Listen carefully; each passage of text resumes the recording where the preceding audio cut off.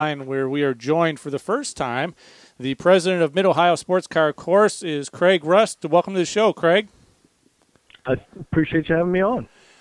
Charlie and I are big road race fans. We've done this NASCAR show thing for 13 years, but we're road race lovers at heart. Always have been. Charlie and Beth, our producer, got to go down and see the nationwide race. I had another commitment. I couldn't get down there. It was a great event. Glad to see it's coming back in 2014. Tell us about your expectations for what the Nationwide Series brought and if those expectations were met. My expectations were certainly met. We had a great crowd on hand. We had a great partner with Nationwide Insurance and Nationwide Children's Hospital. It was a good event, competitive. Fun seeing AJ in Victory Lane. So for an inaugural event, I think everything came off very well. With that said, having done this for well over 15 years, there's always things you can improve upon. And so, we'll take the lessons learned from 2013 and make the improvements where necessary and keep moving forward and continue to promote it and hopefully continue to grow it. I think NASCAR was, NASCAR was happy. That's very important. We got good feedback from the fans and our partner in Nationwide and Children's Hospital were happy. So for an inaugural event, first year with NASCAR coming to Mid-Ohio, I think it was a great success. Again, we're talking to Craig Rust, president of Mid-Ohio Sports Car Course. Craig, this is Charlie, and Beth Ann and I were down there for the race and just had a great time. Talked to Ron Fellows a couple weeks after the race. Of course, Ron was an entrant and longtime road racer and stuff. And we asked him, I was surprised by just from my amateur observation that there was as much passing as there wasn't at course, because I've been down there for the SCCA things several times and just had this vision that those big stock cars were going to have a hard time passing. Ron said it actually was pretty good, looked good to me. Anything are you planning to change anything? I would expect probably not, but anything to improve the racing experience? No, not immediately. Changes, improvements, whether it be for safety or for logistics operations.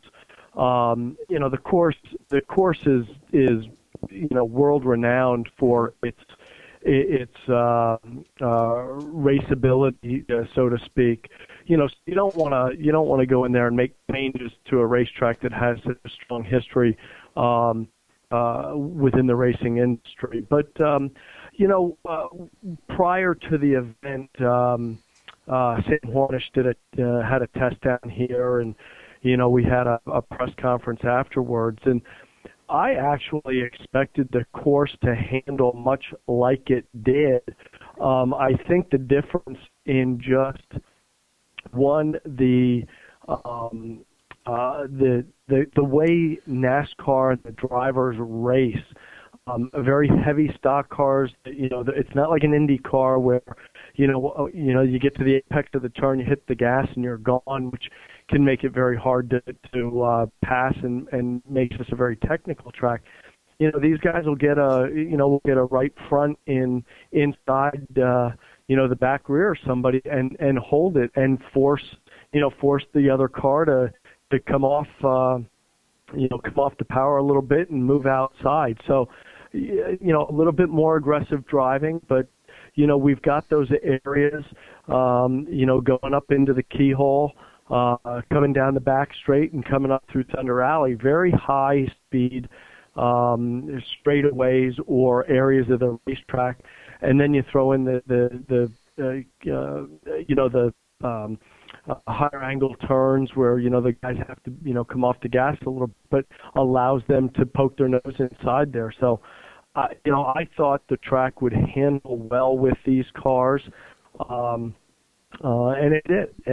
And being the other part about it. And it was funny. I was talking to Wayne Aughton about this right before the race, and we had a great day, and we were kind of we were in a good mood, and things were going well. And he said, "I think these guys are going to put on a hell of a show." Yeah. And I said, "Why's that?" He goes, "This is the last road course race of the year." He goes, "These guys are going to tear their equipment up. They don't yeah. anymore." And he's right. When they were at Watkins Glen the weekend before, they all knew we got to be careful with our equipment because we've got to take this to Mid-Ohio next week. After us, kind of no holds barred. So I think that lent to the aggressiveness in the way these guys approached the race. Well, Craig, you said, you've been in this game a while. Do you think that you would have been able to do this 10 years ago, 12 years ago, before it seems like these guys became such good road racers? I just have terrible visions of Benny Parsons and these guys trying to negotiate Mid-Ohio when they couldn't take care of Riverside.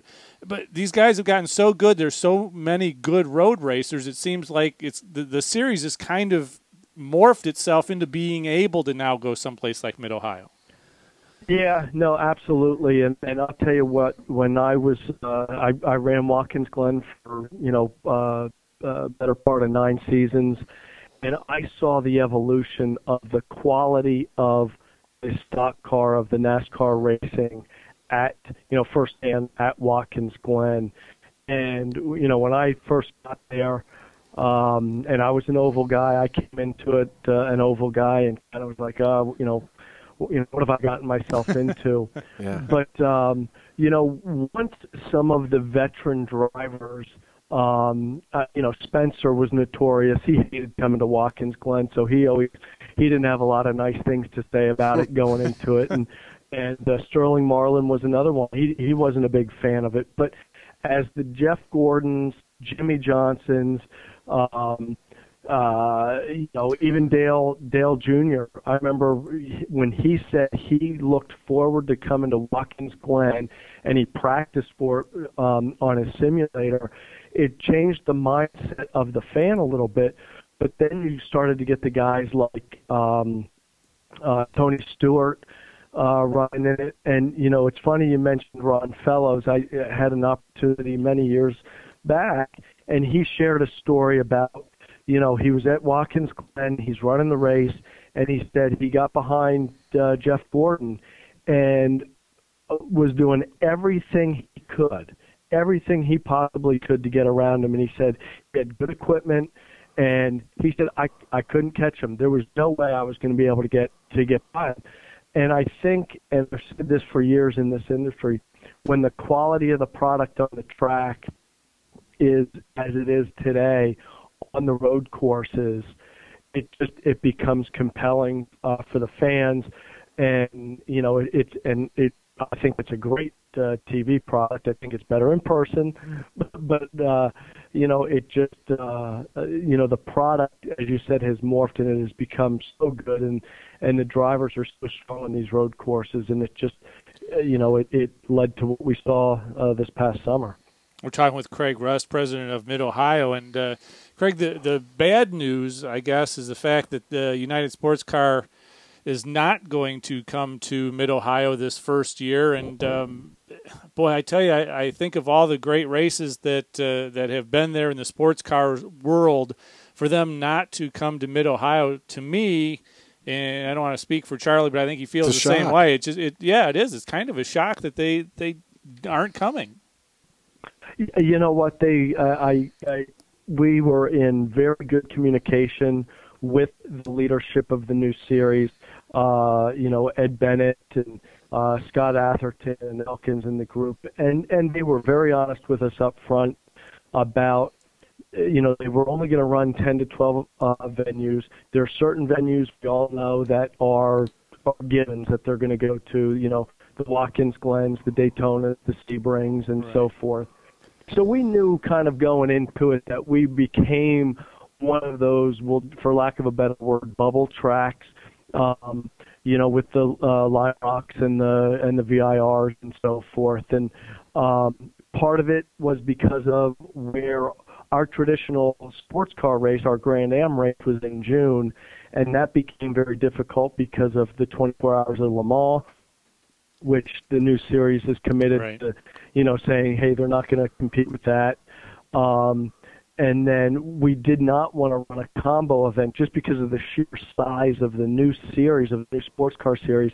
It didn't make it practical to run a combo event with IndyCar, plus having IndyCar and NASCAR in August. So our schedule really, led to some of the problems too. So with all of that said, we were disappointed. We weren't shocked because of the communication that was there.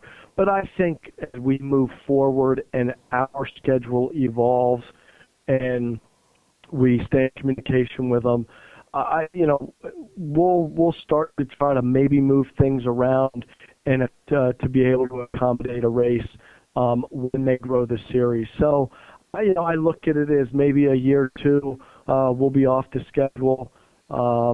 It gives us a chance to kind of take a step back and look at it and maybe go attend some events and see how they're doing at other venues. And it gives the series a chance to stabilize. When you marry, just like IndyCar, when you marry the two series, there's some challenges the first couple of years, whether it's from classes and sponsors and all the other things that go with it. So disappointed, but I don't look at it as a long-term situation. I think we'll find ourselves on the schedule at some point in the not too distant future. Well, Craig, I got about a minute and a half here before we got to head on out, but I wanted to give you a chance to tell people about all the stuff that's there. Not only do you have IndyCar there, but the Nationwide Series, you got a lot of other stuff going on, and I have to assume that if they want tickets, they can buy tickets already. Tickets have not quite gone on sale yet, but obviously go to midohio.com. Our schedule is pretty much going to stay as it has.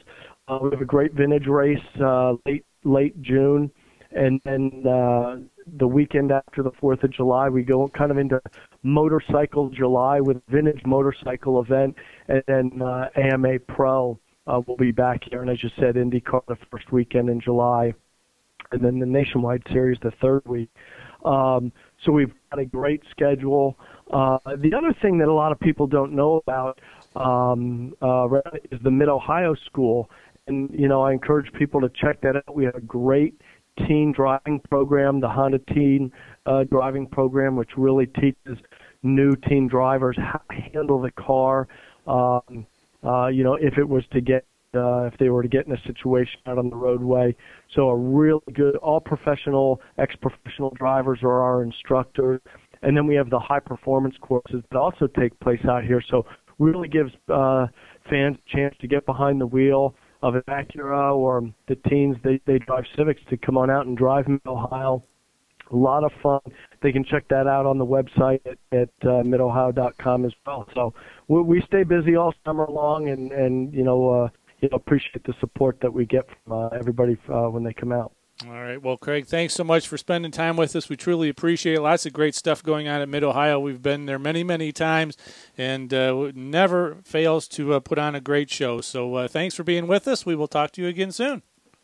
I hope so. I appreciate the time. All right. Thanks, Craig. All right. Craig Rust, President of Mid-Ohio. The one thing